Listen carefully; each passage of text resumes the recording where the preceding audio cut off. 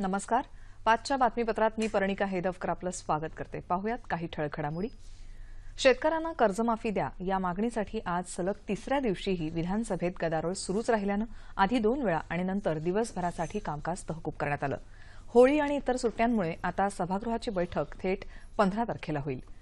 सकाळी कामकाज सुरू होताच विरोधी पक्षनेते राधाकृष्ण विखे पाटील यांनी गेले 32 दिवस आम्ही मागणी करत असलेल्या कर्जमाफीच्या मुद्द्यावर अध्यक्षांनी लक्ष द्यावं अशी मागणी केली. तेवढ्यात दोन्ही बाजूंनी घोषणाबाजी सुरू झाली आणि कामकाज अवघ्या मिनिटभरातच अर्ध्या तासासाठी तहकूब करावं लागलं. याआधी विरोधकांनी विधानभवनाच्या पायऱ्यांवर आजही आंदोलन केलं. शिवसेनेच्या सदस्यांनी विधानभवनाच्या पायऱ्यांवर आंदोलन केलं. त्यात त्यांचे काही मंत्री देखील सहभागी झाले. 12 वाजता सभागृह पुन्हा सुरू झाल्यावर गोंधळातच विधान कार्यमंत्री गिरीश बापट यांनी कामकाज सल्लागार समितीच्या बैठकीचा अहवाल वाचला.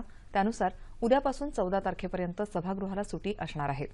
समितीचा हा प्रस्ताव गोंधळातच मंजूर करण्यात आला. राज्यपालांच्या अभिभाषणाबद्दल त्यांचे आभार मानणारा ठरावही याच गोंधळात आवाजी मतदानानं संमत करण्यात आला आणि कामकाज दिवसभरासाठी स्थगित केल्याची घोषणा अध्यक्षांनी केली. विधान परिषदेतही शेतकरी कर्जमाफीच्या मुद्द्यावरून वातावरण चांगलंच तापलं. त्यामुळे सभागृहाचं कामकाज आज दिवसभरासाठी तहकूब करण्यात आलं. आज कामकाज सुरू होताच राष्ट्रवादी काँग्रेसचे सुनील तटकरे यांनी या संदर्भात स्थगन प्रस्ताव मांडला. सरकार कर्जमाफीबाबत दुटप्पीपणाची भूमिका घेत असून शेतकऱ्यांमध्ये नैराश्य निर्माण करण्याचा जाणीवपूर्वक प्रयत्न करत आहे असा आरोप तटकरे यांनी केला. काँग्रेस आणि राष्ट्रवादी काँग्रेस त्यांच्या बँकांच्या फायद्यासाठी कर्जमाफीची मागणी करत आहे या वित्तमंत्र्यांनी केलेल्या वक्तव्यावर टीका करत सरकारनं सावकारांचं कर्ज का माफ केलं असा प्रश्न उपस्थित केला. विरोधी पक्षनेते धनंजय मुंडे यांनी यावेळी बोलताना कर्जमाफी होणार नाही तोपर्यंत सभागृहाचं कामकाज चालवू देणार नाही असं सांगत सरकारला शेतकऱ्यांची संख्या कमी करायची आहे का असा प्रश्न विचारला.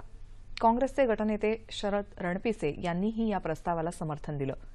सभागृह नेते आणि महसूल मंत्री चंद्रकांत पाटील यांनी यावेळी बोलताना शेतकऱ्यांची आर्थिक परिस्थिती सुधारून त्यांचं जीवनमान उंचावण्यासाठी सरकार सर्वतोपरी प्रयत्न करत आहे अशी ग्वाही दिली.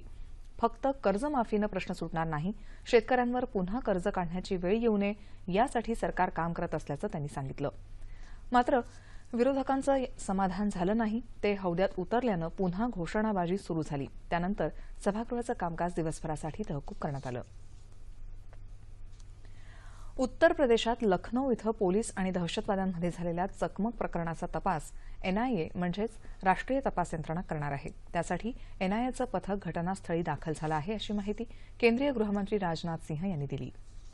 2000 आणि 500 रुपये मूल्याच्या नव्या नोटा चलनात आल्यानंतर 24 फेब्रुवारीपर्यंत सुमारे 12 लाख नव्या नोटा रिझर्व्ह बँकेनं बाजारात आणल्या आहेत अशी माहिती केंद्रीय वित्तमंत्री अरुण जेटली यांनी आज लोकसभेत दिली. डिसेंबर महिन्यापर्यंत निव्वळ प्रत्यक्ष कर स्वरूपात 1,40,824 कोटी रुपये जमा झाल्याची माहिती त्यांनी दिली.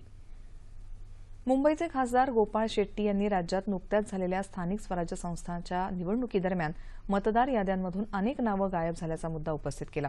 हे गंभीर असून सरकारनं आणि निवडणूक केला. राज्यात नाफेडच्या माध्यमातून अधिकाधिक तूर खरेदी केंद्र सुरू करावीत आणि तिथे मनुष्यबळाची व्यवस्था करावी अशी मागणी भाजपा खासदार रक्षा खडसे यांनी केली.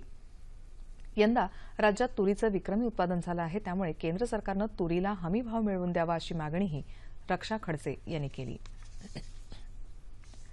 उत्तर प्रदेश, उत्तराखंड, पंजाब, मणिपूर आणि गोवा या 5 राज्यात नुकत्याच पार पडलेल्या विधानसभा निवडणुकीची मतमोजणी उद्या होणार आहे.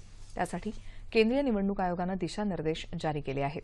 मतमोजणी केंद्राच्या परिसरात 3 स्तरीय सुरक्षा व्यवस्था ठेवण्यात येणार आहे.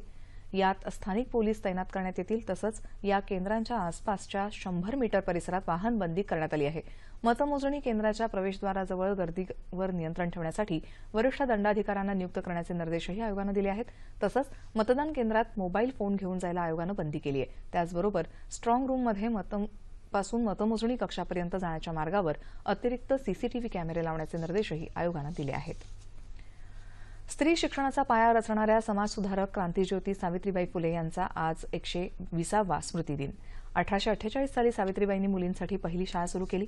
सावित्रीबाईंनी समाज सुधारणेसाठी केलेलं अतुलनीय कार्य हा भारतीयांसाठी मोठा ठेवा आहे. आज त्यांच्या स्मृतिदिनी ठिकठिकाणी व्याख्यानं, परिसंवाद, चर्चासत्र तसंच स्मृती पुरस्कार प्रदान कार्यक्रम आयोजित करण्यात आले आहेत. आणि याबरोबरच हे बातमीपत्र संपलं. तेव्हा पुन्हा भेटूया संध्याकाळी 7 वाजता आपल्या सह्याद्री वाहिनीवर. नमस्कार.